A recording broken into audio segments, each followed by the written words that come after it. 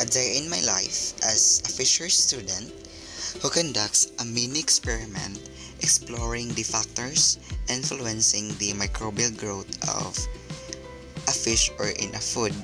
So for today's video, I use Celarcromnophthalmos or big eye scad as a specimen. So this specimen will be treated in different treatment. First is the addition of salt for moisture content. This is to identify how the salinity would alter or influence the microbial growth of the fish. Second is the addition of vinegar for pH. So this is also to identify or evaluate how acidity would influence the microbial growth of the fish. I make sure that the fish is well immersed with the vinegar.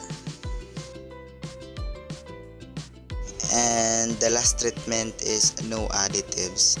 So I covered the samples.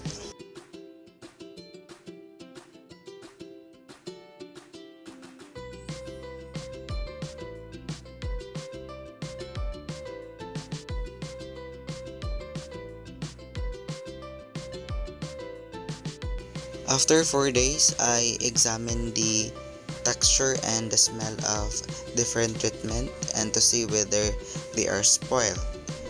First is the salt. The smell is very marine and the texture is kinda hardened and it is not spoiled.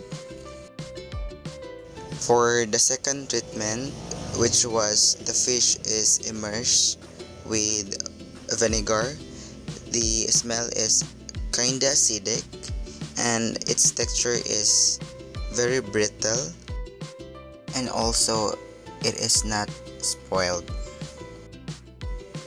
For the last treatment is that the smell is awful and the texture is slimy and the fish is spoiled.